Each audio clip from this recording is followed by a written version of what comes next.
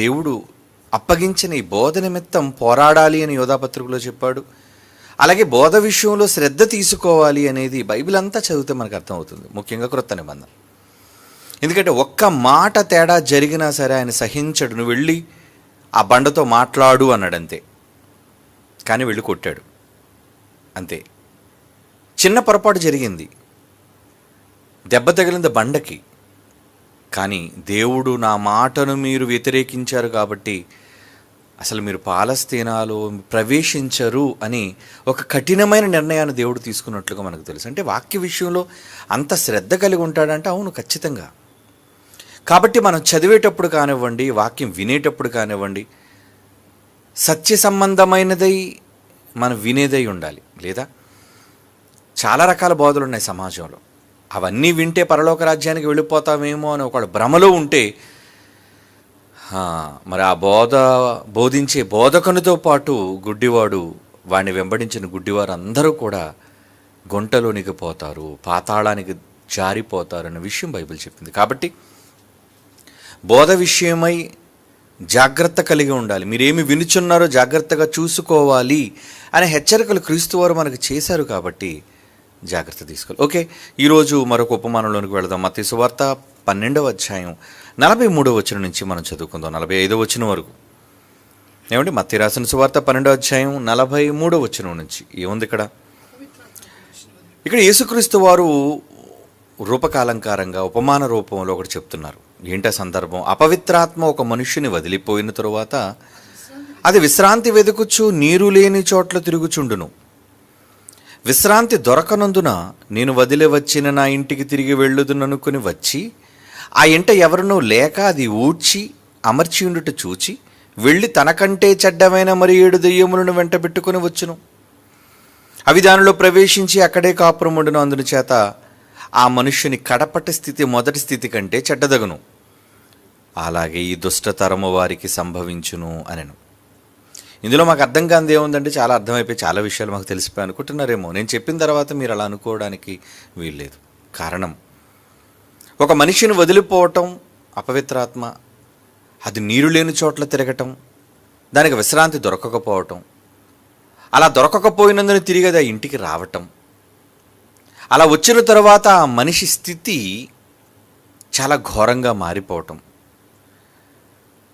అటువంటి పరిస్థితి ఈరోజున్న దుష్ట తరానిది అని అంటున్నాడు యేసుక్రీస్తు వారు. అంటే ఈరోజున్న దుష్ట తరం అంతటి అధ్వానమైన స్థితిలో ఉన్నారా అంటే, ఈ ఉపమానాన్ని చదివినప్పుడు ఆయన ఎందుకు చెప్పారు, ఏ భావనతో చెప్పారు, అది నీరు లేని చోట్ల ఎందుకు విశ్రాంతి వెతుకుతుంది,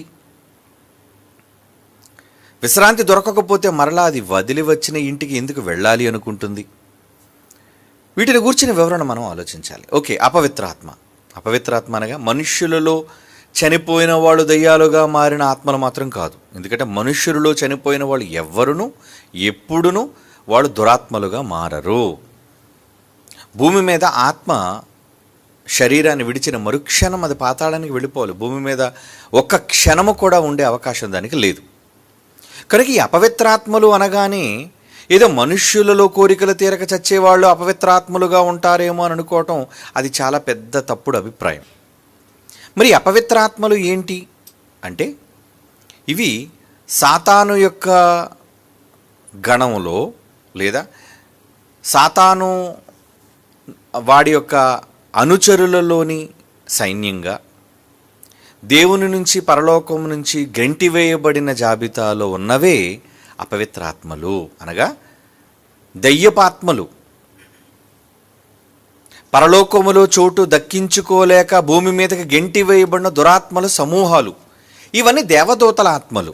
కనుక అపవిత్రాత్మ అని కనబడగానే అది దేవదూతల నుంచి దెయ్యంగా మారిన ఆత్మలే కానీ మనుష్యులలో కోరిక తీరక చచ్చిన వాళ్ళంతా కూడా వాళ్ళు దురాత్మలుగా మారారనేది అసలు ఎన్నడూ మీరు అనుకోవడానికి వీలు లేదు. ఎందుకంటే ఎక్కడ 66 పుస్తకాలలో మనుష్యులలో చనిపోయిన తరువాత వెళ్ళిన ఆత్మ దురాత్మగా మారింది అనేది లేదు. ఓకే, కాబట్టి ఇప్పుడు చదువుదాం ఈ సందర్భాన్ని. ఏమంటున్నాడు? అపవిత్రాత్మ 43వ వచనం 12వ అధ్యాయం మత్తయి సువార్త. అపవిత్రాత్మ ఒక మనుష్యుని వదిలిపోయిన తరువాత, అంటే మొత్తానికి ఒక వ్యక్తిని విడిచిపెట్టింది ఒక ఆత్మ. అది విశ్రాంతి వెతుకుచు అంటే ఆ మనిషిలో ఉన్నంత వరకు దానికి ఏం లేదనమాట, విశ్రాంతి లేదనే కదా. అంటే మనుష్యులలో అపవిత్రాత్మలు ఉంటాయా? ఉంటాయి. ఒక మనుష్యుని అపవిత్రాత్మ ఆవహిస్తుందా అంటే అవును, ఆవహిస్తుంది. అలా ఆవహించినంతసేపు కూడా అది విశ్రాంతి లేని పనిలో అది ఉంటుంది. అది మీరు గమనించాలి. అది తీరిక లేకుండా ఉంటుంది. ఎందుకంటే ఒక మనిషిలో అది ఉందంటే విశ్రాంతి తీసుకోవడానికి కాదు. అది నిజానికి ఈ మానవ దేహం దేవునికి విశ్రాంతి స్థలం. మర్చిపోకండి, నా విశ్రాంతికి స్థలం ఏది అన్నాడు. మందిరాన్ని కట్టించేటప్పుడు బంగారు దేవాలయాన్ని సొలొమోను, ఏంటి నా విశ్రాంతికి స్థలం ఈ ఎకరాల, ఈ బంగారు ఆలయమా? కాదు అంటున్నాడు. చూడండి, అపోస్తుల కార్యాలు మనం చూడగలిగితే 7వ అధ్యాయం, అపోస్తుల కార్యములు 7వ అధ్యాయం 50వ వచనం చూడండి. ఆకాశము నా సింహాసనము, భూమి నా పాదపీఠము. మీరు నా కొరకు ఎలాంటి మందిరాన్ని కడతారు? నా విశ్రాంతి స్థలమేది? అంటే భూమి మీద మనిషి కట్టే దేవాలయాలు దేవునికి విశ్రాంతిని ఇవ్వలేవు. మరి ఏది విశ్రాంతి ఇస్తుంది? మానవ దేహం దేవునికి విశ్రాంతి స్థలం. ఎందుకంటే నేను వారి మధ్య నివసించి సంచరింతును అనే మాట ఆయన మాట్లాడుతున్నాడు. కొరింథీయులకు రాసిన 2వ పత్రిక 6వ అధ్యాయం 16, 18 వచనాలు కలిసి ఉంటాయండి. అందులో ఆ మాట మాత్రమే చదువుతాం మనం. నేను వారి మధ్య నివసించి సంచరింతును అంటున్నాడు. చూడండి, ఆయన అంటే దేవుడు విశ్రాంతి తీసుకునే స్థలం మన దేహం అయితే,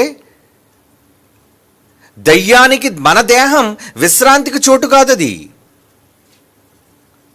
అది ఎలాంటిదో తెలుసా? వర్క్షాప్. అంటే అది పనిచేసే ఒక కర్మాగారం లాంటిది. అలా దయ్యం, ఒక అపవిత్రాత్మ దేహాన్ని పట్టిన తరువాత అది చాలా రకాలైన ప్రయత్నాలు చేస్తుందండి. మీరు అనుకున్నారు దయ్యం వస్తుంది వెళ్ళిపోతుంది, లేదా మన చుట్టూ తిరుగుతుందేమో అనుకుంటున్నారేమో. ఇప్పుడు నేను చెప్పే సందర్భాలు మీరు ఆలోచిస్తే, అమ్మా చాలా రకాలుగా దయ్యాలు ఇన్ని రకాలుగా ప్రయత్నాలు చేస్తాయా అన్న విషయం మీరు అర్థం చేసుకోవాలి. ఎందుకంటే అది వెళ్ళిపోయింది, తిరిగి వచ్చేసరికి ఇల్లు ఎలా ఉందట, ఆ ఇంట ఎవరునూ లేక అది ఊడ్చి అమర్చి ఉండుట చూచి వెళ్ళి తనకంటే చెడ్డమైన మరి 7 దయ్యములను వెంటబట్టుకుని వచ్చును. అంటే దయ్యం లేకపోతే ఇల్లు చాలా చక్కగా అమర్చబడి ఉంటుంది, దయ్యాలు ఉంటే అది పందుల గుడిసెలో ఉంటుంది అని. అంటే అమర్చబడి అని ఎందుకు అన్నాడంటే, అమరిస్తే అంత చోట చాలా చక్కగా ఉంటుంది. ఏమండి, కొందరు ఇంట్లోనికి వెళ్ళాం అనుకోండి, అన్నీ చక్కగా అమర్చబడి ఉంటాయి. వాళ్ళ ఇంట్లో ఏ వస్తువు అయినా సరే, వాళ్ళ షెల్ఫ్స్ కానివ్వండి, వాళ్ళ సోఫాలు కానివ్వండి, బెడ్ కానివ్వండి, ఇల్లు కానీ పరిశుభ్రంగా ఉంటుంది. ఎందుకంటే అందులో మెయింటైన్ చేసేవాళ్ళు ఉన్నారు. అదే పట్టించుకోలేని వాళ్ళు ఉన్నారు అనుకోండి, ఇంటిని చూచి ఇల్లాలని చూడమన్నారు కదండి. అంటే ఎక్కడ చూసినా ధూళి కారబట్టేసి మురికితో చిందరవందరగా అస్తవ్యస్తంగా ఉందంటే దాన్ని సరైన క్రమంలో పెట్టే ఇల్లాలు కాదనమాట ఆ ఇంటి గృహిణి. దాన్ని బట్టి చెప్పొచ్చు. అంటే మానవ దేహం కూడా దయ్యం ఉంటే మాత్రం చాలా చిందరవందరగా ఉంటుంది, అస్తవ్యస్తంగా ఉంటుంది. కానీ అది లేకపోతే మాత్రం ఎలా ఉంటుందటండి, చక్కగా ఊడ్చి అమర్చి ఉండుట చూచి. కనుక దయ్యాలు మనుషుల్లోనికి వస్తాయా, ఉంటాయా? ఏమండి, దీనికి సంబంధించి మనం కొన్ని విషయాలు మనం ఆలోచిద్దాం.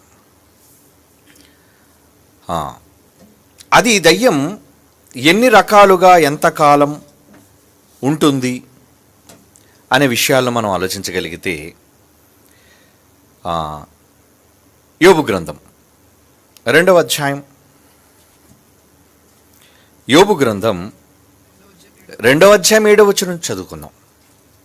ఏమంటున్నాడు అక్కడ? యోబు గ్రంథం 2వ అధ్యాయం 7వ వచనం, అపవాది యెహోవా సన్నిధి నుండి బయలు వెళ్ళి, అంటే ఒక వ్యక్తిలోనికి ప్రవేశించడానికి ఒక దురాత్మ అవకాశం అడిగింది దేవుణ్ణి. మీకు తెలుసు యోబు సందర్భం. బయలు వెళ్ళి అరికాలు మొదలుకొని నడినెత్తి వరకు బాధగల కురుపులతో యోబును మొత్తను. అంటే చేసేసింది, చూసారు, బాడీని టోటల్గా డ్యామేజ్ చేసేసింది. బాడీ డ్యామేజ్ అయిపోయింది. అంటే నడినెత్తి నుంచి అరికాలు వరకు టోటల్గా దేవుని ఇల్లే కదా దేహం. అది దేహాన్ని టార్గెట్ చేసింది. అది టార్గెట్ చేయగానే దేహం ఎలా మారిపోయిందట?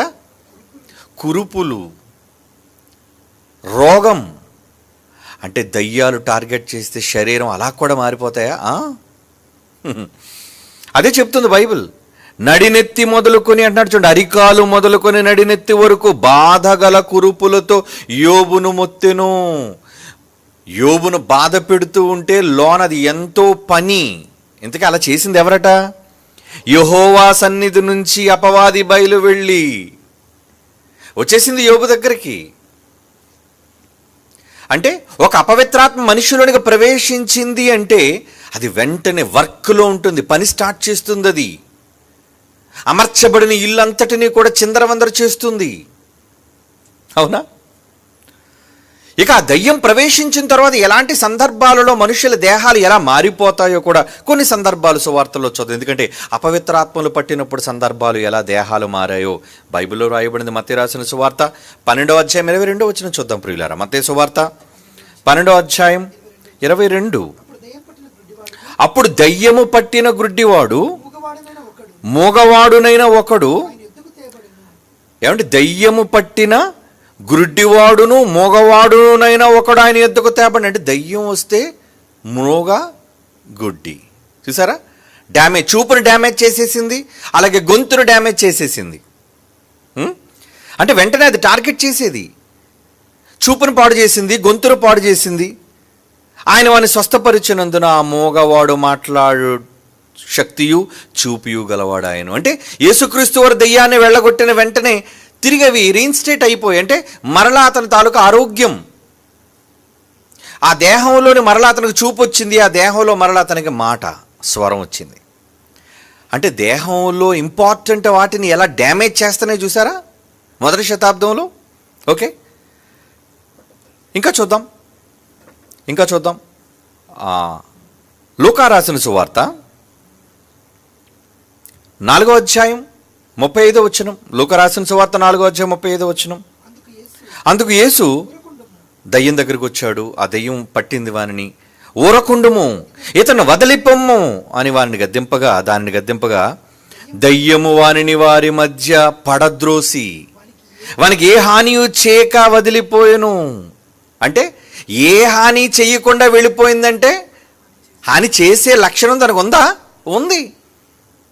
అందుకే గొంతు తీస్తుంది, చూపు తీసేస్తుంది, రోగాలు క్రియేట్ చేస్తుంది, టోటల్గా మనిషి అంతటినీ కూడా డ్యామేజ్ చేస్తుంది. అది అపవిత్రాత్మ ఒక మనిషిని పడితే మనిషి దేహం ఎలా ఉంటుందో అనేది దేవుడు బైబిల్లో రాయించాడు. ఒక మనిషి అపవిత్రాత్మ వదిలిపోయిన తరువాత చక్కబరచబడ్డాడు అంటే అది ఉన్నప్పుడు అతను చక్కగా లేడంటే ఉండలేడు. ఏమండి? ఇంకొక సందర్భం చూడండి.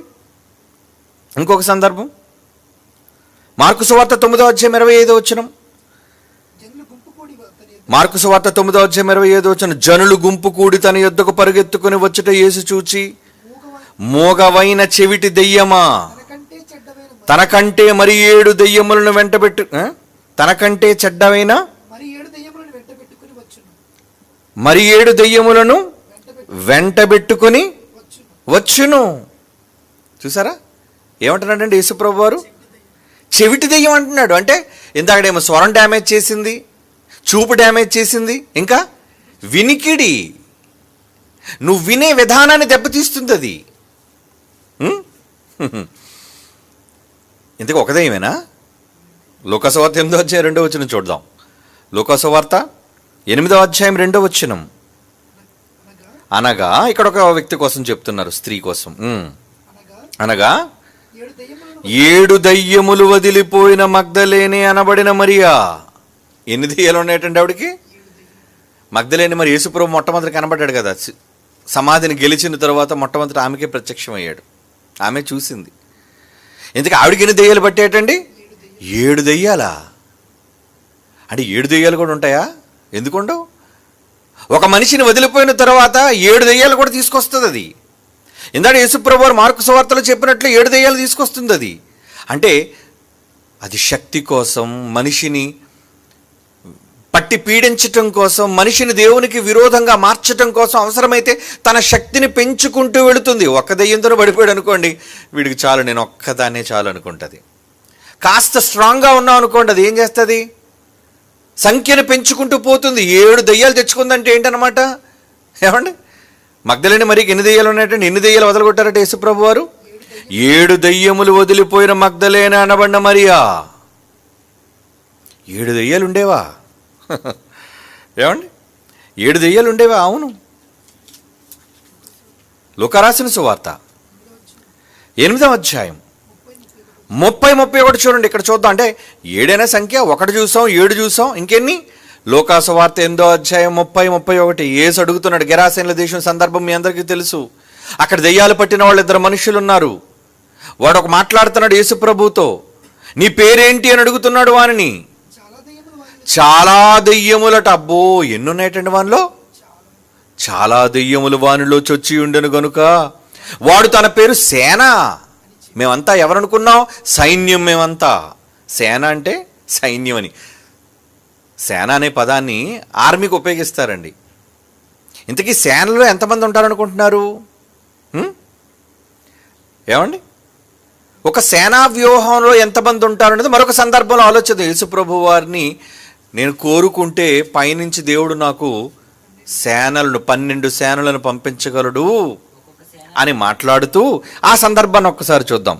మత్తయి సువార్త 26వ అధ్యాయం 53వ వచనంలో అక్కడ ఉంటుంది చూడండి, ఫుట్ నోట్లో. ముందు సందర్భాన్ని చదువుదాం. మత్తయి సువార్త 26:53. ఈ సమయంలో నేను నా తండ్రిని వేడుకొనలేననియు వేడుకొని అతల 12 సేనా వ్యూహముల కంటే ఎక్కువ మంది దూతలను ఇప్పుడే నాకు పంపడని నీవు అనుకొనుచున్నావా? అంటే 12 సేనా వ్యూహాలను పంపుదరట. ఇంతకీ ఒక సేన అంటే ఎంతమంది ఉందని చూడండి కిందన. 6,000 మంది. అంటే ఒక సేనలో 6,000 మంది. మరి 12 సేనలు అంటే 12 × 6. ఏమండి, అంటే ఇన్ని వేల మంది, 72,000 మందా? అంటే ఇప్పుడు వీడిలో పట్టింది, గెరాసేనుల దేశంలో వాడి శరీరంలో పట్టిన దెయ్యాలు ఎన్నండి? 6,000 దెయ్యాలు పట్టాయా? ఇది ఎక్కడ గొడవ అండి? 6,000 పడతాయా? 6,000 దెయ్యాలు కూడా మనిషిని మరి కంట్రోల్ చేయాలి అంటే, లేదా వాడిని దుర్మార్గుడుగా మార్చాలి అంటే, వాడిలో దయ్యాలు సంఖ్య పెరిగే కొద్దీ వాడిలో దుష్టత్వం, క్రూరత్వం పెరిగిపోతూ ఉంటుంది, తీవ్రత.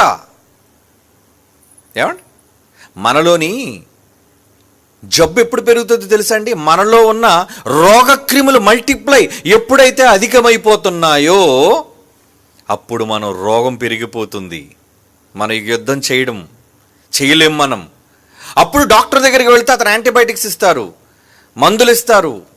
ఎందుకంటే ఆ రోగక్రిమిని తగ్గించాలి. ఆ శాతం పెరిగే కొద్దీ మనిషి రోజు రోజుకి నీరసించిపోతుంటాడు. అలా నిర్లక్ష్యం చేస్తే అతడు చచ్చిపోతాడు. కనుక సంఖ్య, శత్రుశేషం అనేది పెరగనివ్వకూడదు. పెరుగుతుంది అంటే దానివల్ల ప్రమాదం ఉందా? ఉంది. ఏమండి, ఒక దెయ్యానికే సమస్య అనుకుంటే 7 దెయ్యాలు వస్తే ఎంత సమస్య? 6,000 దెయ్యాలు ఉంటే ఎంత సమస్య? ఇక 6,000 దెయ్యాల పవర్ ఎంత అనుకున్నారా? మీకు తెలుసు కదా, గెరాసేనుల దేశంలో వాడిని ఇనుప సంకెళ్ళతో బంధించిన అంటాడు చూడండి. ఇంకొక సందర్భంలో చెప్పేటప్పుడు దాని గురించి ఏమంటాడు చూడండి.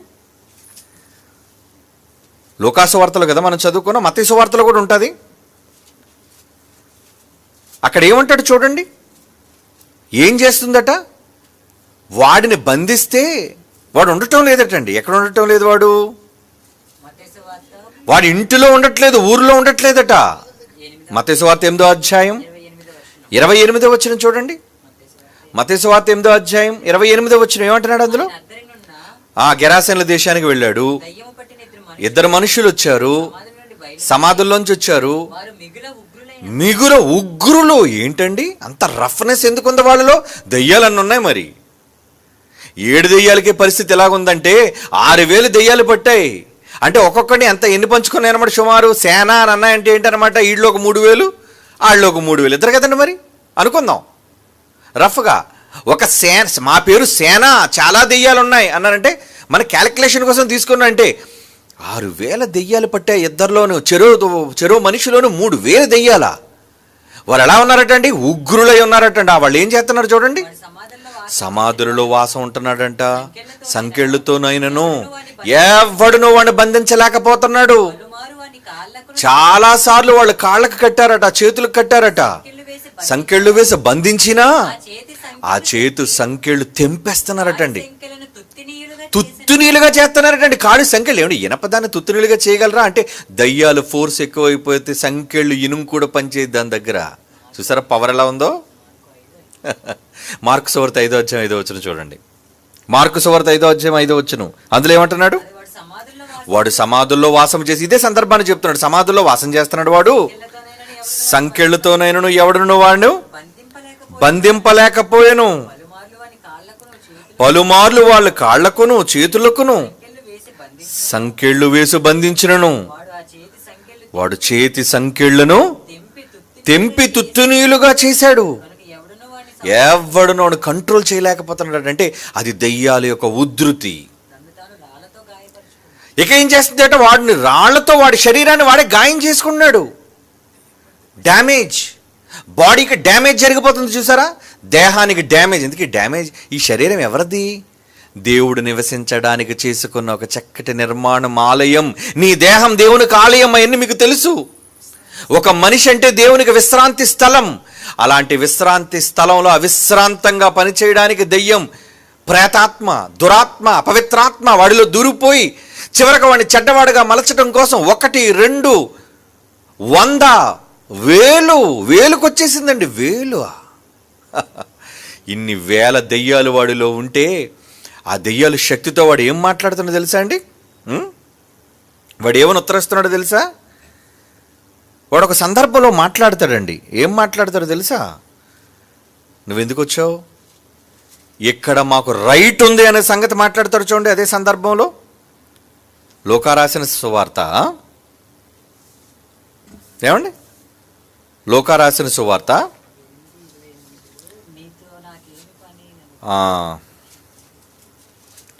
లూకా రాసిన సువార్తలో చూద్దాం. వాడు ఎంత దారుణంగా యేసు ప్రభుతో వాడు ఉత్తరం ఇస్తున్నాడు అంటే, అసలు నాతో నీకు ఏం పని? 8వ అధ్యాయం 28. వాడు యేసును చూచి కేకలు వేసి అని ఎదురు సాగిలపడి, యేసు సర్వోన్నతుడైన దేవుని కుమారుడా, నాతో నీకేమి? నన్ను బాధపరచుకుము. ఏమండి మార్కు సువార్తలో చదువుతామండి 5వ అధ్యాయం, మార్కు సువార్త 5వ అధ్యాయం 7వ. యేసు సర్వోన్నతుడైన దేవుని కుమారుడా, నాతో నీకేమి? నన్ను బాధపరచుకోమని దేవుని పేరట నీకు ఆనబెట్టుచున్నాను. ఈడేంటంటే చెప్తున్నాడు, ఇడు దేవుని పేరట ఆనా ఒట్టేస్తున్నాడేంటి? నన్ను ఎందుకు తగలడానికి వచ్చావు నువ్వు? దేవుని పేరట చెప్తున్నాను నీకు, యెహోవా నామాన నన్ను వదిలి వెళ్ళిపో. అబ్బో, చూసారా వాడి ధైర్యం. యేసుక్రీస్తు మీద తిరుగుబాటు చేసేటంతటి ధైర్యం. సాగిలిపడి దెయ్యాలు ఏమని మాట్లాడేస్తున్నాయి? నాతో నీకేమి? నీ పని ఇది, నా పని నాది. నా దగ్గరికి ఎందుకు వచ్చావు? ఏమండి, దేవుని పేరట నీకు ఆనబెట్టుచున్నాను, నాకు రైట్ ఉంది, ఇక్కడ ఉండే రైట్ ఉంది. ఏమండి దేవుడి పేరు చెప్తున్నాయేటండి? చూసారా వాటి పవర్ ఏంటో. అంటే మనిషిని ఎంత స్థాయికైనా అది తీసుకుని వెళ్ళి చివరికి వాడి మాటల్లో దేవుని కూడా ధిక్కరించే పరిస్థితిని మనుషులను తీసుకొస్తుంది అది. ఏమండి దేవుని పిల్లలారా, అది ఏం చేస్తుందటండి అంటే మనిషి శరీరంలోనికి అది ప్రవేశిస్తే ఏం జరుగుతుందో మరికొన్ని సందర్భాలు ఒకసారి చూద్దాం. అపోస్తుల కార్యములు 19వ అధ్యాయం 16వ వచనం. అపోస్తుల కార్యములు 19వ అధ్యాయం 16వ వచనం. ఆ దెయ్యము పట్టినవాడు ఎగిరి వారి మీద పడి వారిలో ఎద్దను లొంగదీసి గెలిచాను. అంటే దాని పవర్ తట్టుకోలేకపోతున్నారు. ఏమండి ఎగిరాడు, జంపా? అంటే మానవ బాడీ ఎలా జంప్ అయిపోతుంది? ఇది శక్తిలోన. ఏం చేశారంటే ఎగిరి వారి మీద పడి వారిలో ఇద్దరు లొంగదీసి గెలిచను. బాబోయ్ మమ్మల్ని వదిలేయండి అంటే దాని శక్తిని తట్టుకోలేకపోతున్నారన్నమాట మనుష్యులు. అందుచేత వారు దిగంబరులో ఈ గాయము తగిలి ఇంట నుండి పారిపోయి పరార్. బట్టలు కూడా ఓడదీసేసిందటండి. చూసారా దాని పవర్ ఎలా ఉందో? ఏమండి ఇంతకీ ఎంతకాలం ఉంటుంది? ఒక గంట? ఏమండి ఒక రోజా? చూద్దాం బైబిల్లో. మార్కు సువార్త 9వ అధ్యాయం 21వ వచనం. మార్కు సువార్త 9వ అధ్యాయం 21వ వచనం. ఒకానొక సందర్భంలో యేసుక్రీస్తు వారు ఒక దెయ్యాన్ని వెళ్ళగొట్టడానికి వచ్చినప్పుడు ఏంటి దీని పరిస్థితి అని ఆయన మాట్లాడుతున్నాడు చూడండి. మార్కు సువార్త 9వ అధ్యాయం 21. అప్పుడు ఆయన ఇది వీనికి సంభవించి ఎంతకాలమైనదని వాని తండ్రిని అడుగుగా, బాల్యము నుండి. ఎప్పటి నుంచి పట్టేసిందటండి? చిన్నప్పటి నుంచి పట్టేసిందా? ఏం చేస్తుంది వాణ్ణి? ఆ సందర్భం ఏంటి? అది వానిని నాశనము చేయవలెనని. తరచుగా ఎక్కడ మంట కనబడితే దూకేయాలనుకుంటుంది, నీళ్లు కనబడితే నీళ్ళలో పడిపోవాలనుకుంటుంది. చూసారా? అంటే వాడికి హాని తలపెట్టడానికి ఆ దెయ్యం ఎప్పటి నుంచి ఉంటుందటండి వాళ్ళు? చిన్నప్పటి నుంచినా. చిన్నప్పుడు కూడా దెయ్యాలు పడతాయా? అది మీరు అర్థం చేసుకోవాలి. ఒక మనుష్యుని వదిలిపోయినసరికి పెద్దోళ్ళకి పడతాయి దెయ్యాలు, చిన్నోళ్ళకి అసలు దెయ్యాలు పట్టవు. చిన్నోళ్ళంతా కూడా దేవుని ఏమండి ప్రేమమూర్తులు అంటోళ్ళు అనుకోకండి.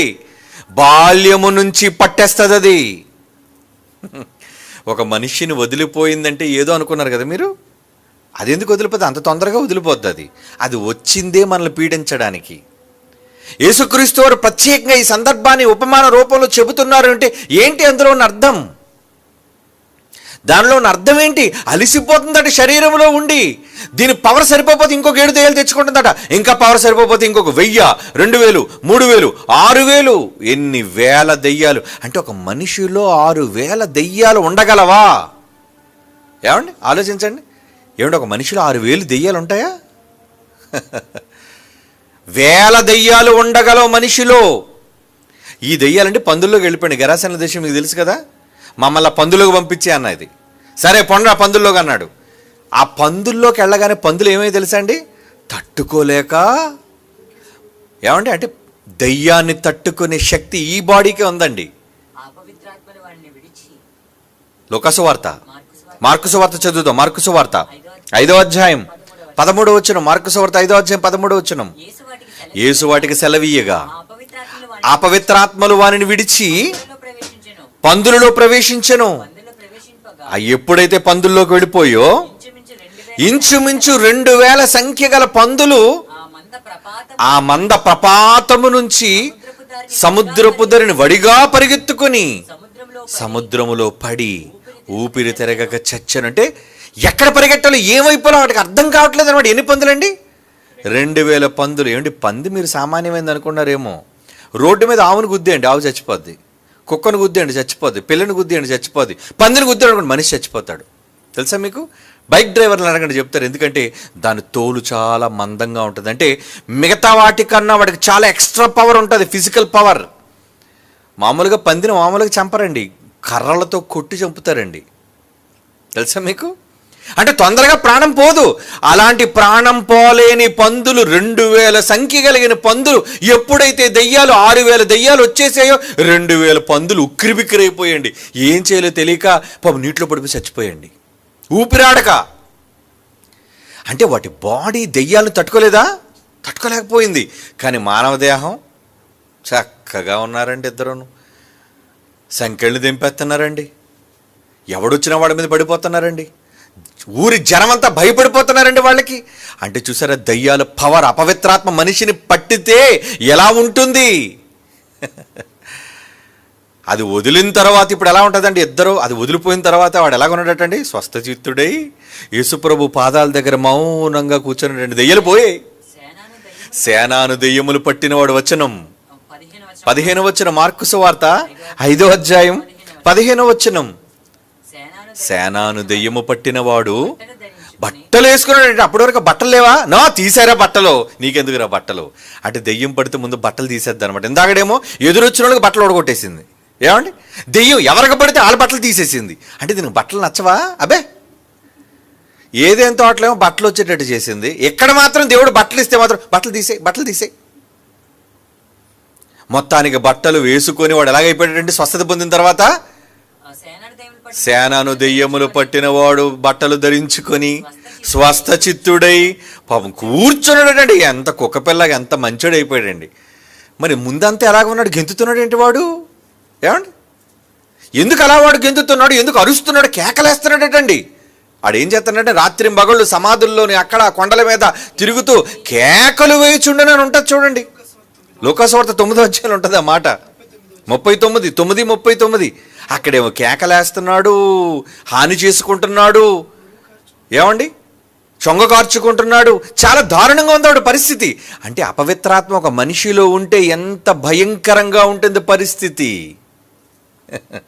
ఓకే ఓకే ఎంతకాలంగా ఉందన్నట్టు చిన్నప్పటి నుంచి బాల్యం నుంచి ఉందటండి. నెక్స్ట్ చూద్దామండి. లోకాసువార్త 13వ అధ్యాయం 11వ వచనం చూడండి. లోకాసువార్త 13వ అధ్యాయం 11వ వచనం.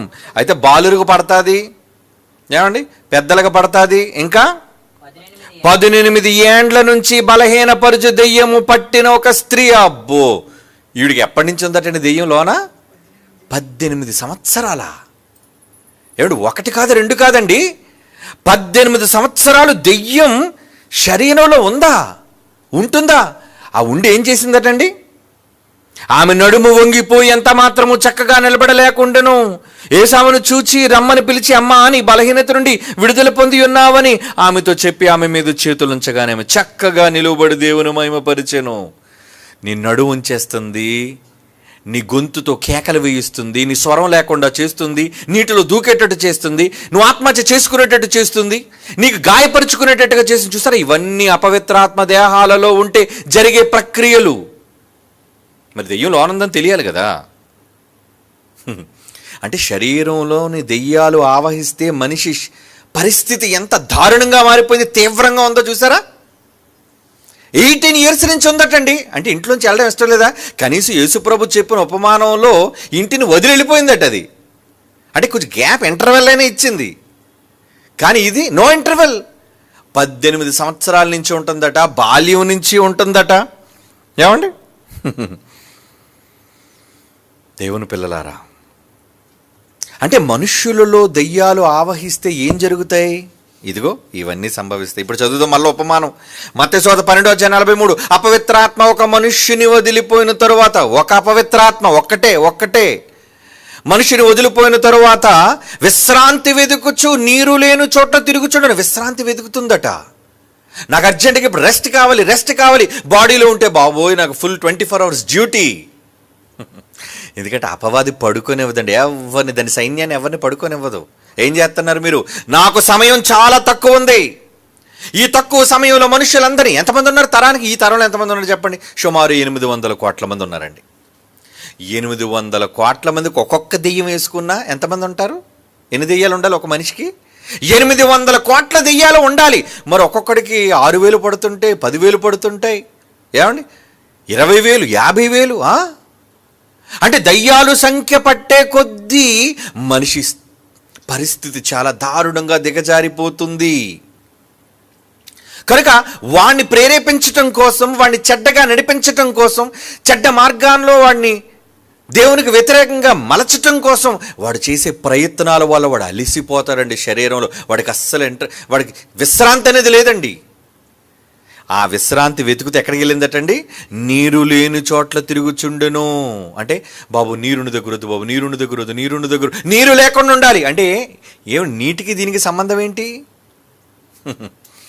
ఎందుకు నీరంటే మీరు తాగే నీళ్ళ? అలాగైతే భూమి చుట్టూ 3 వంతులు నీరే కాదా? అవునా కాదా? ఈరోజు భూమి మీద 3 వంతులు నీరు, ఒకంత కదా భూభాగం, మన భూగోళం. మరి ఎక్కడికి వెళ్ళిపోవాలి? అంగారకం మీదకి వెళ్ళిపోయిందా? చంద్రుని మీదకి వెళ్ళిపోయిందా? నీరు లేని చోట్లు తిరుగుతుంది అనేసరికి అక్కడ నీరు అనగానే మీరు అనుకుంటున్నారు ఈ నీరు అనుకుంటున్నారు. ఈ నీరు అలాగైతే నీటిలో ఎందుకు పడిపోతుంది? అది నీటిలో ఎందుకు దోసేస్తుంది? నీరంటే భయం కదా దానికి, నీరంటే దానికి ఇష్టం లేదు కదా. ఏమంటే ఇంత ఏం చదువుకున్నాం? ఒక బాల్యం నుంచి పట్టిన దెయ్యం వాడిని ఏం చేస్తుందంటే నీరు కనబడగానే అగ్నిలోను నీటిలోను తరచుగా మాటికి నీటిలో వేసేస్తుందట. వాడిని పక్కన ఎవడో ఒకటి నీటిలోంచి లాగుతున్నాడు, మరలా మంటలు చూస్తే వెళ్ళిపోతాడు అనుకోండి, వెంటనే వాడు తాళ్ళతో కట్టేస్తున్నారు వాడిని. అంటే భూ సంబంధమైన నీటికి భయపడేదని మీరు అనుకుంటున్నారేమో. కాదర్రా, ఆ నీటికి భయపడేది కాదు. అలాగనుకుంటే 3 వంతులు నీరు ఉంది కాబట్టి సముద్రం చూసి గచ్చగచ్చగచ్చ ఆడిపోవాలి దెయ్యం. అలాగైతే ఆకాశ మండలం మందున దురాత్మల సమూహాలు ఉన్నాయే, మరి దానిపైన ఏమున్నాయి? ఆకాశం పైన ఏమున్నాయి? ఓ విస్తారమైన జలాలు. భయమా దానికి? నీరు చూస్తే భయమా? కాదు. ఏ నీటికి భయపడుతుంది? అది మీరు ఆలోచించాలి. బైబిల్ ఏం చెప్పింది దానికి? ప్రకటన గ్రంథం 17వ అధ్యాయం, ప్రకటన గ్రంథం 17వ అధ్యాయం 15వ వచనం చూడండి, ఏమంటున్నాడు?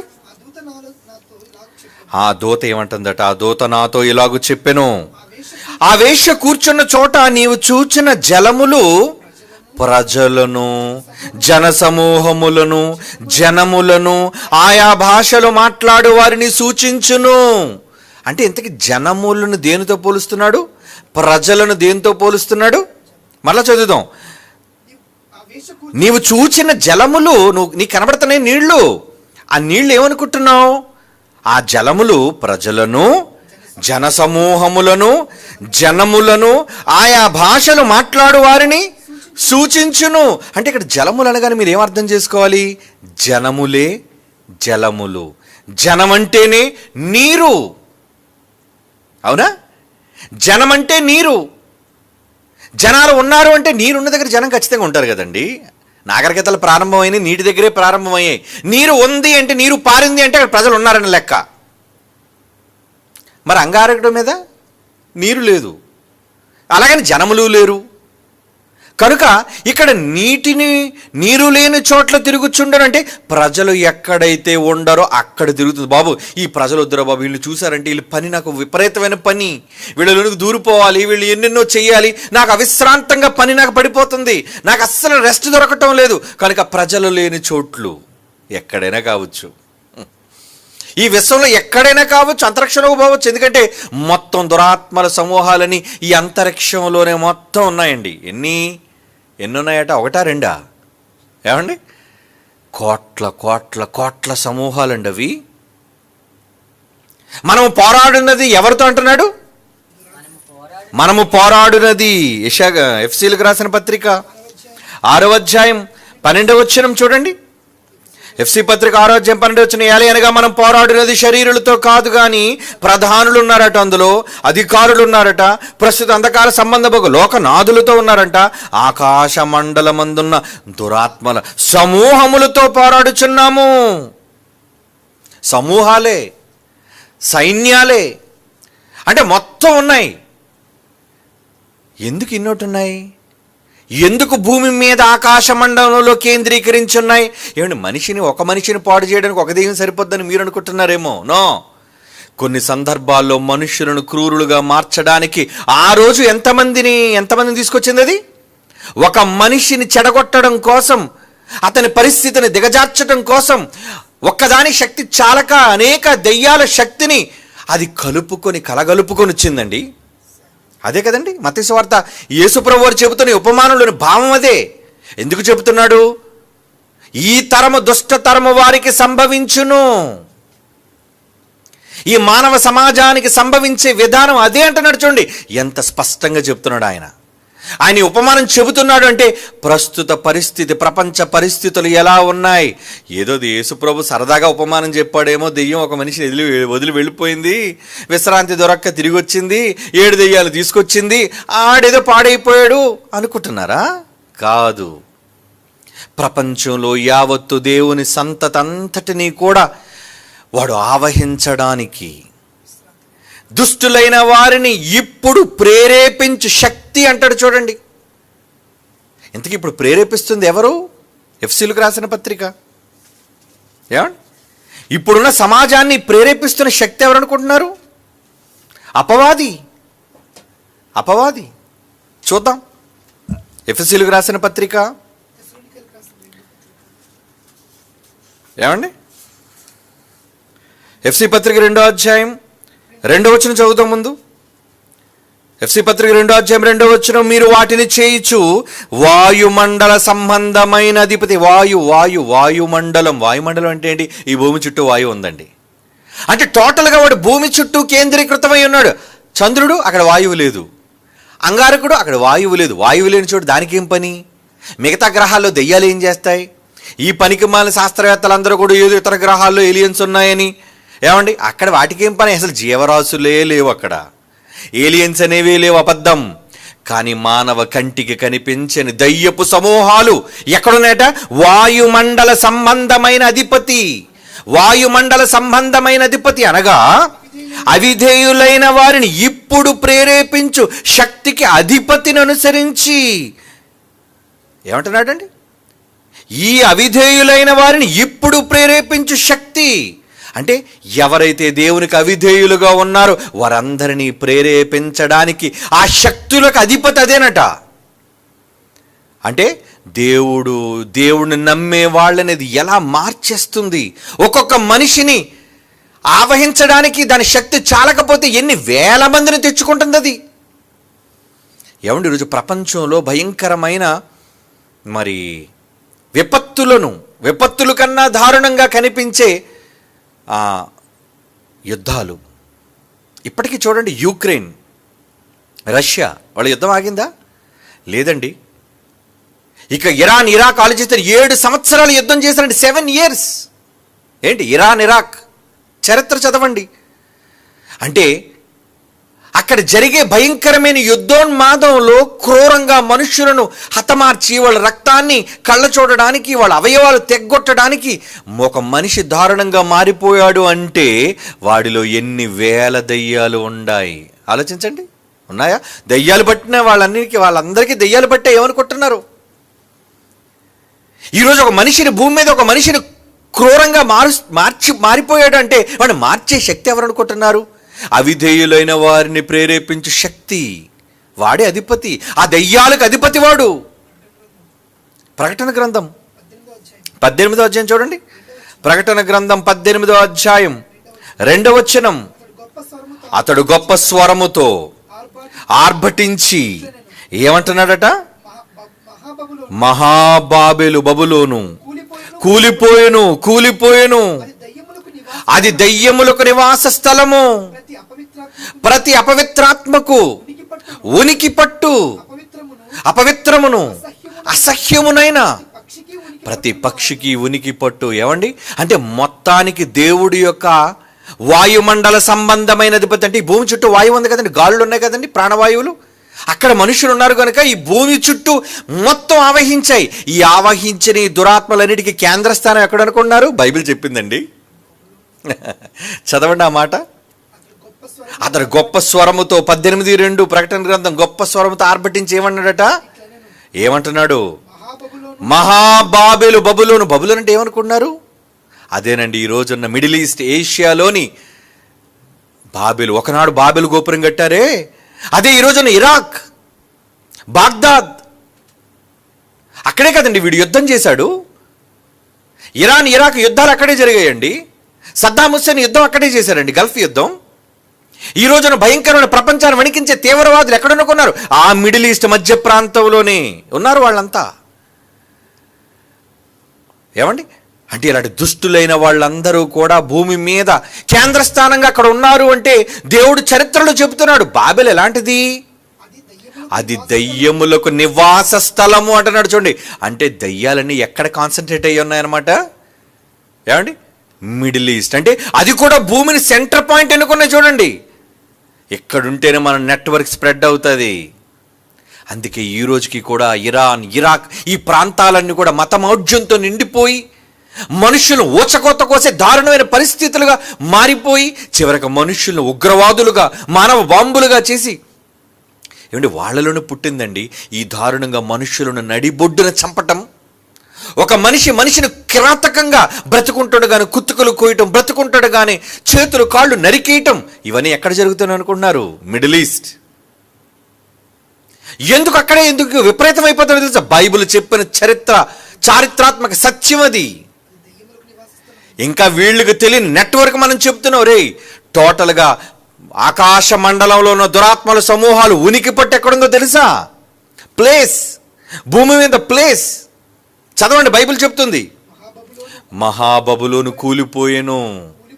కూలిపోయెను, అది దయ్యములకు నివాస స్థలము, ప్రతి అపవిత్రాత్మ అంటాడు. ఏ అపవిత్రాత్మ అయినా సరే అక్కడి నుంచి నెట్వర్క్. ప్రతి అపవిత్రాత్మకును ఉనికి పట్టు. ఉనికంటే ఏంటి? ప్రారంభం. హబ్ అంటున్నాడు అక్కడ. హబ్ అంటే దెయ్యాల హబ్ ఎక్కడుందా ఇప్పుడు చెప్పండి? భూమి మీద ఎక్కడో సప్త సముద్రాలు కావాలా, ఎక్కడో కొండ గుహలో అక్కడ కాదండి, అన్ని కట్టుకథలు. కానీ బైబిల్ చెప్పే నిజమైన సత్యం ఏంటది? ఈ రోజున్న ఇరాక్ పరిస్థితి ఎంత దారుణంగా ఉందంటే ఎప్పటికీ కూడా అక్కడ క్షేమం లేదు. ఎప్పుడు చూడండి యుద్ధోన్మాదం, ఎప్పుడు చూడండి బాంబు పేలుళ్ళు, ఎప్పుడు చూడండి శాంతి లోపం. ఎందుకు అలా మారిపోయింది ఇరాక్? అది ఉనికి పట్టు. ప్రతి అపవిత్రాత్మకు ఉనికి పట్టు అంటాడు చూడు. ప్రతి ఎవ్రీ అన్క్లీన్ స్పిరిట్ అంటాడు. ఎవ్రీ అన్క్లీన్ స్పిరిట్ అంటే ప్రతి దురాత్మకు అది ఉనికి పట్టులాడు. ప్రారంభం అది.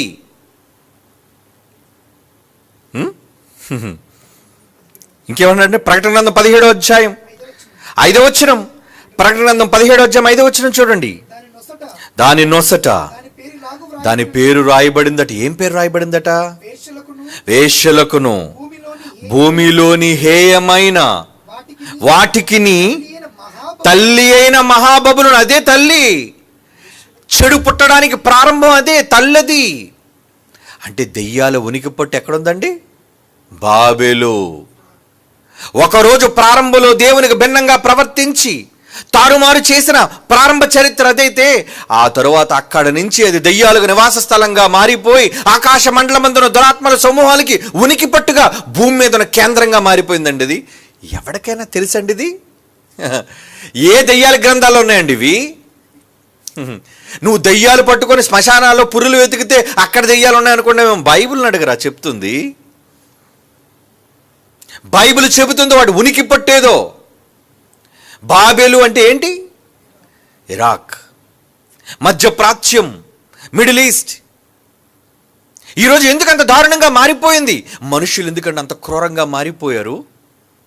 అలా క్రూరంగా మారిపోవడానికి గల ప్రధాన కారణం ఒక్కొక్కరిలో వేల వేల వేల దెయ్యాలు ఆవహించేయండి. ఎందుకంటే వాడు క్రూరుడుగా మారిపోయాడు. వాడికి మంచి లేదు, వాడికి ప్రేమ లేదు. చిన్నవాళ్ళు పెద్దవాళ్ళని ముసలి వాళ్ళని వాడికి ఏమాత్రం జాలి లేదండి. అప్పుడప్పుడు వాడిని చూసేమంటారు, ఒక ముసలోని చంపేశావురా. ఊరి చిన్నపిల్లలు ఏం చేశారా? ఒక బాంబు పేల్చి నడి రోడ్డు మీద, మరి ఎక్కువ జనసాంద్రత కలిగిన ప్రాంతాల్లో బాంబులు పేల్చిన ఉగ్రవాదులందరూ ఎలాంటి వాళ్ళు మీరు చెప్పండి? చిన్న పిల్లలను కూడా కనికరం లేదు. మనం చిన్నపిల్లలను చూస్తే ముద్దేస్తుంది మనకి, అయ్యో చిన్నపిల్లలు కదా అని. కానీ వాడికి చిన్నపిల్లలు అన్న వాడికి ఏమాత్రం వాడికి జాలి కనికరం లేనివాడు. ఎందుకు అలా మారిపోయాడు తెలుసా? వాడిలో వేల కొలది సేనలో ఉన్నాయి దయ్యం. ఆ రోజు యేసుప్రభు చెప్పినప్పుడు ఫిజికల్గా దయ్యం పట్టినప్పుడు వాడు ఎలా ఉన్నాడు? ఎదుటి వాడికి హాని చేసేవాడుగా, తన దేహానికి హాని చేసుకునేవాళ్ళుగా. అంటే దెయ్యం ఏం చేస్తుంది? దెయ్యాలు ఆవహిస్తూ ఎదుటిని చంపుతారు, ఇక తన్ను తాను హాని చేసుకున్నారు. రోజు గ్లాసులు పేపాలు ఎందుకురా అలాగే ఎత్తుతున్నా? రే నా దేహాన్ని పాడు చేసుకుంటాను రా అంటే ఏం పట్టారన్నమాట వీడికి? దయ్యాలు. దెయ్యం కాదు, దయ్యాలు వాడి దేహాన్ని పాడు చేస్తున్నాయి. విశ్రాంతి స్థలాన్ని పాడు చేస్తున్నాయి. దేవుని యొక్క నివాస స్థలాన్ని పాడు చేస్తున్నాయి. ఇక స్మోక్ చేసేవాళ్ళు, దురలవాట్లకు లోనైన వాళ్ళు తమ దేహాల్ని ఎవరైతే పాడు చేసుకుంటున్నారో వాళ్ళందరూ దయ్యాలు పట్టిన వాళ్ళు. చాలా మందికి అర్థం కావట్లేదు. దెయ్యాలు పడితే ఏదో విలవిల్లాడుతుంది అని అనుకుంటున్నారు. కానీ ఈరోజు వక్ర సమాజాన్ని చూడండి.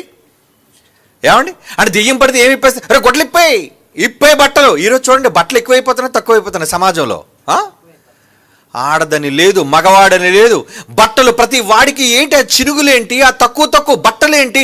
ఎందుకు ఇలా మారిపోతుంది సమాజం? దయ్యాలు పట్టాయి. ఆడదని లేదు, మగవాడని లేడు, చిన్నని లేదు, పెద్దని లేదు. అందరికీ దయ్యాలు ఆవహించేశాయి. అవి 7 తెలీదు, 17 తెలీదు, 700 తెలీదు, 7000 తెలీదు. ఒకప్పుడు మగవాళ్ళు మన దేశంలోని సిగరెట్లు కాల్చేవాళ్ళండి మగవాళ్ళు. కానీ ఇప్పుడు చూడండి కల్చర్ ఎలా మారిపోయింది. ఒక ఆడది కూడా పబ్బులకు వెళ్ళి మందు కొట్టి సిగరెట్ స్మోక్ చేస్తుందంటే ఏం పట్టింది దానికి? దయ్యాలు ఆవహించేసాయి. దాని దయ్యాన్ని పట్టి దాని శరీరాన్ని ఆవహించేశాయి. కేకలు ఇక తిని తాగి ఊరుకుంటారా? ఏమండి దమ్మరదం కేకలేరా? ఏమండి గానా బజానా చేయరా? అంటే ఏంటి అర్థం? ఎందుకు ఇలా పిచ్చివాళ్ళుగా సమాజాన్ని మార్చేసిందో తెలుసా? ఆ దేహాలను అది విశ్రాంతి లేకుండా దయ్యాలు పట్టి పీడిస్తున్నాయి. దీని చెంతరతో కొడితే వెళ్ళిపోద్దా? ఏమంటే వేపకొమ్మతో కొడితే పోతుందా? పిచ్చి వాళ్ళకి ఎలా వెళ్ళగొట్టాలో తెలియక వీళ్ళు చేసే జిమ్ముక్కులు, మ్యాజిక్కులు అవన్నీ ఈడికొక రకమైన దెయ్యం. ఇలా దొంగ బాబాల పేరట, దొంగ బోధకుల పేరట దెయ్యాలను వెళ్ళగొడుతున్నా అని చెప్పి ఈ నాటకం ఆడుతున్నారే, వీడిలో కూడా చాలా దెయ్యాలు ఉన్నాయి. ఎందుకంటే మోసపరిచే దెయ్యం. అపవిత్రాత్మ మనిషిని పడుతుంది అంటే చూసారా ఎన్ని రకాలుగా, ప్రపంచంలో అనేక రకాలుగా ఈరోజు అపవిత్రాత్మలు 800 కోట్ల మందిని పట్టి పీడిస్తున్నాయండి. 800 కోట్ల మందిని. ఎవరైతే దాని తాలూకా తంత్రములను తెలుసుకుంటారు వాళ్ళు మాత్రమే దాని నుంచి బయటపడగలరు. అందుకే పౌలు అన్నాడు, మేము అపవాది తంత్రములను ఎరుగని వారము కాము, మాకు తెలుసు. ఇలా చూడగానే వాడు మాటల వెంటనే అర్థమైపోయింది, వీడికి దెయ్యం పట్టేసింది. కొందరు చూడండి మాట్లాడుతున్నప్పుడు ఒక ఆడది కానీ మగాడు కానీ వాళ్ళు మాట్లాడే మాటలను బట్టి అర్థమైపోతుంది వీళ్ళకి పట్టేసింది. వీళ్ళకి వాళ్ళ జుట్టు విరబూసుకోరు, వాళ్ళకి కూరలు ఉండవు, పళ్ళు ఉండవు, వాళ్ళ రూపం వికృతంగా ఉండదు, కానీ వాళ్ళ దేహం కలుషితం అయిపోయింది. మాటలతో కలుషితం, ఆలోచనలతో కలుషితం. ఏమండి, శరీరానికి హాని చేసే ప్రమాదకరమైన వస్తువులతో వాళ్ళకి శరీరం ఏమైపోయిందండి? కలుషితం. వాళ్ళు వేసే కేకల వల్ల కలుషితం, వాళ్ళు తాగే పానీయాల వల్ల కలుషితం, వాళ్ళ దేహాలు డ్యామేజ్ అయిపోతున్నాయి. ఏమండి, గుట్కా కైని ఇవన్నీ తినటం వల్ల ఒరే క్యాన్సర్ వస్తుందిరా, నోరు పోద్దురా, నీ ప్రాణమే పోతాదురా అని ఎవడనో బొమ్మలు చూపించి వాడికి ఆపరేషన్ చేసి వాడికి వచ్చే గడ్డలు టోటల్గా ఈ చంపంతా ఒక దవడంతా తీసేసిన ఫోటో దాని మీద వేసినా ఎంత ధైర్యంగా కొనుక్కొని తింటున్నారండి? కొనుక్కోట్లేదా? అంటే భయం ఉందా? తినరా, కైని తినరా బిడ్డ, కాల్చరా, పెట్టెలు కాల్చరా బిడ్డ. డాక్టర్ కూడా కాలుతున్నాడండి ఆఖరికి. ఏమండి, సమాజానికి వైద్యం చేసి బాగు చేయవలసిన డాక్టర్ కూడా ఈరోజు స్మోక్ చేస్తున్నాడంటే వాడి దేహానికి ఏం పట్టింది? దయ్యం. వాడి శరీరానికి గాయం, హాని. వీటిని తీసుకోవడం వల్ల శరీరం హానికరంగా మారిపోతుంది. అంటే వీళ్ళందరికీ ఏం పట్టాయన్నమాట? దయ్యాలు. అంటే ఈరోజు ప్రపంచంలో ఇన్ని కోట్ల మందిని దేవునికి విరోధంగా మార్చడానికి ఎన్ని దయ్యాలు ఈరోజు ప్రపంచంలో కోటాను కోట్ల దయ్యాలు తిరుగుతున్నాడు. ఒక్కొక్కళ్ళు ఎన్నెన్నోనే తెలియదు. అంటే వాడు చేసే దుష్ట పనులు బట్టి, వాడు ప్రవర్తించే దుర్నీతిని బట్టి, వాడు చేసే తప్పుడు కార్యక్రమాలను బట్టి, దాన్ని బట్టి వాడిలో దయ్యాలు శాతం చాలా చాలా దయ్యాలు ఉన్నాయి. అయితే వీడిలో ఈరోజు సమాజంలో మనుషులను చూస్తే అపవిత్రాత్మలు పట్టిన వాళ్ళుగా ఉన్నారండి వాళ్ళు. అంటే ఎన్ని కోటాను కోట్ల దెయ్యాలు ఈరోజు ప్రపంచ మనుషులను దేవునికి అవిధేయులుగా మార్చడం కోసం అవిశ్రాంతంగా పనిచేస్తున్నాయి. అప్పుడప్పుడు విశ్రాంతి కోసం బయటకు వచ్చినా విశ్రాంతి కోసం వెతికిందట. రండి మళ్ళా మన ఉపమానం దగ్గరికి వెళ్ళిపోదాం. మత్తయి సువార్త 12:43. అపవిత్రాత్మ ఒక మనుష్యుని వదిలిపోయిన తరువాత, ఎందుకు వదిలిపోయింది? మొత్తానికి వాడు మంచివాడుగా మారటం వల్ల, లేదంటే ఏమంటే దీని విశ్రాంతి కోసమో, మొత్తానికి అది బయటకు వచ్చేసింది. బయటకు వచ్చి ఏం చేసింది? అది విశ్రాంతి. నాకు కాస్త రెస్ట్ కావాలి, వీడు పాడు చేయటంలో నేను చాలా బిజీ అయిపోయాను, నాకు అసలు ఏమాత్రం విశ్రాంతి దొరకటం లేదు, కనుక ఒక్కసేపు నేను వీడిని విడిచిపెడతానని విడిచిపెట్టి ప్రజలు లేని చోట్ల తిరుగుచుండెను. మళ్ళీ ప్రజలు కనబడితే అందరూ దూరాలుగా, మళ్ళీ పని దీనికి. కనుక నీరు అనగా ప్రజలు లేని చోట్ల తిరుగుతుంది. విశ్రాంతి దొరకనందున ఎటు చూసినా జనమే. ఎక్కడ చూడండి ప్రజలు. విశ్రాంతి లేదు దానికి. విశ్రాంతి దొరకనందున నేను వదిలి వచ్చిన నా ఇంటికే పోతాను. ఎందుకంటే చాలా దౌర్భాగ్యంగా మారిపోయింది సమాజం. నేను వీళ్ళందరినీ పాడు చేయడం కంటే నేను వదిలొచ్చిన ఆ ఇంటిని పాడు చేయడం బెస్ట్ అనుకొని మరలా తన పాత ఇంటికి వెతుక్కుని వెళ్ళి, ఆ ఇంటి ఎవరినూ లేదు. అప్పటికి వాడు ఏమైపోయాడు? ఎప్పుడైతే దయ్యాలు ఆ దేహాన్ని విడిచిపెడతాయో వెంటనే మనిషి ఉత్తముడైపోతాడండి. ఏమంటే మంచి వాక్యాలు విన్నప్పుడు మనిషి ఎంత చక్కగా మారిపోతాడు. భాష మారిపోతుంది, బ్రతుకు మారిపోతుంది, పద్ధతులు మారిపోతాయి. కానీ అలా మారిపోయిన మనిషిని చూచి మరలా అపవాది, అయ్యో వీడేటి ఎంత మంచిగా మారిపోయాడు, ఏడు యేసుప్రభువు నమ్ముకున్నందుకు తాగుడు మానేసావా, యేసుప్రభువు నమ్ముకున్నందుకు స్మోకింగ్ మానేసావా, ఎంత భక్తుడు అయిపోయావు నువ్వు. అది విశ్రాంతి వెతుకుచు వదిలి వచ్చిన నా ఇంటికి తిరిగి వెళ్ళుదనుకొని వచ్చాయంటే ఎవరు నువ్వు లేక అది ఊడ్చి అమర్చి ఉండుట చూచి చాలా చాలా పర్ఫెక్ట్గా మారిపోయాడు మనిషి. అంటే దెయ్యాలు ఉంటే మనిషి ఇలా ఉంటాడు, దెయ్యాలు వదిలేస్తే చాలా పర్ఫెక్ట్గా మారిపోతాడు. అలా అమర్చి ఉండుట చూచి, ఎందుకు తనకంటే చెడ్డవి తెచ్చింది? నా చెడుతోనే ఇంక వీడికి పని చేయట్లేదు, ఎందుకంటే వీడు భక్తుడైపోయాడు, వీడు మార్చాలి, వీడు వాక్యం నేర్చుకుంటున్నాడు, వీడిని బలపరచాలి, వీడు బలంగా పొందేశాడు, నన్ను రానివ్వటం లేదు, నా ఒక్క ఫోర్స్ వీడికి సరిపోవటం లేదు, కనుక దానికంటే చెడ్డవైన మరి 7 దెయ్యాలు తెచ్చిందటండి. మరో 7 దెయ్యాలు తెచ్చేసిందటండి. తెచ్చి ఏం చేసింది? అది అవి వానిలో మొత్తం వెళ్ళిపోయేటండి. వానిలో ప్రవేశించి అక్కడనే కాపురముండును. ఇక విడిచిపెట్టి వెళ్ళకూడదు. ఒకప్పుడు నా ఒక్కడ సింగిల్ ఫోర్స్ సరిపోయింది వీడికి, కానీ ఇప్పుడు వీడు భక్తుడుగా మారిపోయాడు కనుక వీడిని ఏం చేయాలి? మొత్తం మనమంతా సమిష్టిగా ఇప్పుడు వీడిని పాడు చేద్దాం, మన ఫోర్స్ పెంచాలి అంటే ఒక మనిషిని పాడు చేయడానికి దెయ్యాలు సంఖ్యను పెంచుకుంటూ వెళ్ళిపోతాయి. అది మీరు అర్థం చేసుకోవాలి. ఈ సమాజం రోజుకి చెడిపోతుందంటే కారణం ఏంటి ఆలోచించండి. ఎందుకు ఈ సమాజం రోజు రోజుకి దిగజారిపోతుందంటే రోజు రోజుకి దెయ్యాల సంఖ్య విపరీతమైపోతుంది. ఒక్కొక్కడిలో దెయ్యాల సంఖ్య పెరిగిపోతుంది అపరిమితంగా. ఎందుకంటే కోటాను కోట్లు ఉన్నాయండి ఈ ఆకాశ మండలంలో దురాత్మల సమూహాలు. ఇప్పుడు మనం ఎంతమందితో ఫైట్ అండి? 800 కోట్ల మందికి దేవుని సువార్తను ప్రకటించడానికి వెళ్ళి మన మాటల చేత వాళ్ళు కొట్టి కొట్టి కొట్టి ఏడు వాక్యం బాగు చేసి మందులిచ్చి మాట చేత స్వస్థతనిచ్చి ఒక్క ఆత్మను రక్షించడానికి ఎంత కష్టపడుతున్నాం మనం. ఒక వ్యక్తిని మంచి విధానంలో నడిపించడానికి ఎంత శ్రమ తీసుకుంటున్నాం మనం. మరి వాళ్ళు అబ్బో అంటే కోట్ల సైన్యం పనిచేస్తుంది. దురాత్మల సమూహాలు సేనలు పనిచేస్తున్నాయి మనుషులందరి మీద. ఈ ప్రపంచం ఎంత దారుణంగా మారిపోవడానికి కారణం దురాత్మల సమూహాలు అన్నీ యావత్తు ప్రపంచాన్ని ఆక్రమించేసేయండి. మీరేమనుకుంటున్నారో? సమాజం ఎందుకు రోజు రోజుకి దుష్టతరంగా మారిపోతుందో ఆలోచించండి. అంటే దయ్యం తన సంఖ్యను మనుషులు చెడ్డగా మార్చడం కోసం 1, 2, 3, 4, 7, 10 అది ఎన్ని సంవత్సరాలైనా వదలవయ్యి. మీరు అనుకుంటారేమో 18 ఏళ్ళు ఉండడం విన్నాం మనం బైబిల్లో. అది అప్పుడు ఫిజికల్గా. ఇంకా బాల్యం నుంచి చిన్నప్పుడు పట్టిన దెయ్యాలు వదలట్లేదు వాడిని. అంటే చిన్నప్పటి నుంచి వచ్చిన బుద్ధులు, చిన్నప్పటి నుంచి నేర్చుకున్న తప్పుడు విధానాలు పెద్దయినా మారలేకపోతున్నారు వాళ్ళు. అది ఆ రోజు ఫిజికల్గా అలా పనిచేశాయి. ఈరోజు ప్రతి మనిషిని కూడా దేవునికి వ్యతిరేకంగా అపవిత్రమైన మనిషిగా అపవిత్రాత్మలు ఎలా మార్చేస్తున్నాయి చూడండి. అదే లింక్ చేసేప్పుడు యేసుప్రభువు వారు అందుకే ఆయన అంటున్న చివరి మాట ఏంటి? 45 వచనం, అందుచేత ఆ మనుష్యుని కడపటి స్థితి. మొదట్లో ఇంకా కాస్త మామూలుగా మాట్లాడేవాడు, ఏమండి, మొదట్లో కాస్త మామూలుగా పలకరించేవాడు. ఇప్పుడు వాని కడపట స్థితి మొదటి స్థితి కంటే చెడ్డదగును, చాలా చెడ్డవాడిగా మారిపోయాడు వాడు. అలాగే ఈ దుష్టతరము వారికి సంభవించునను. అంటే ఈ తరం ఇప్పుడు ఎలా ఉంది? ఆ రోజు సొదొమ గొమొర్రా తరం ఎలా ఉంది? పసిబాలురు మొదలుకొని పెద్దవాళ్ళు వృద్ధుల వరకు వచ్చే మగాడైనా పర్లేదు ఆడవాళ్ళైనా పర్లేదు పాడు చేసేస్తాం.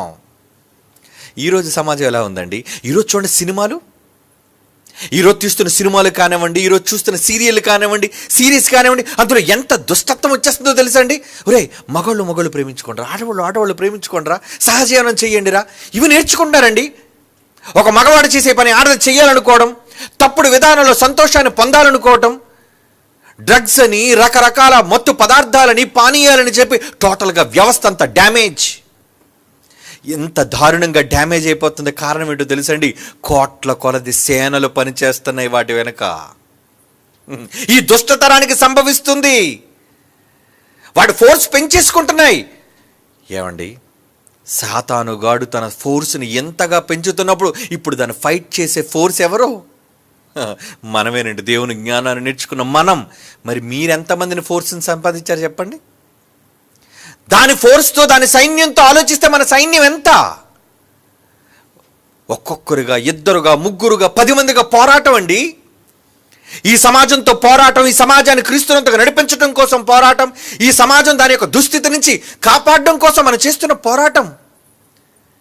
ఏమిటి, పబ్లిక్గా వెళ్ళి ఒక కుల వ్యవస్థ కోసం మాట్లాడుతున్నాం. పబ్లిక్గా వెళ్ళి ఈరోజు సమాజంలో దారుణమైన వ్యవస్థను ఏకిపారేస్తున్నాం. మనమంతా ఎందుకు చేయాలి చెప్పండి? అవి చెప్పకపోతే దుష్ట సంబంధమైన సమాజంగా, దుష్టతరంగా మారిపోయి చెడ్డ దెయ్యాలు సంఖ్య పెరిగిపోయి అందరినీ తమ వైపు మార్చేసుకుంటున్నాయి అవి.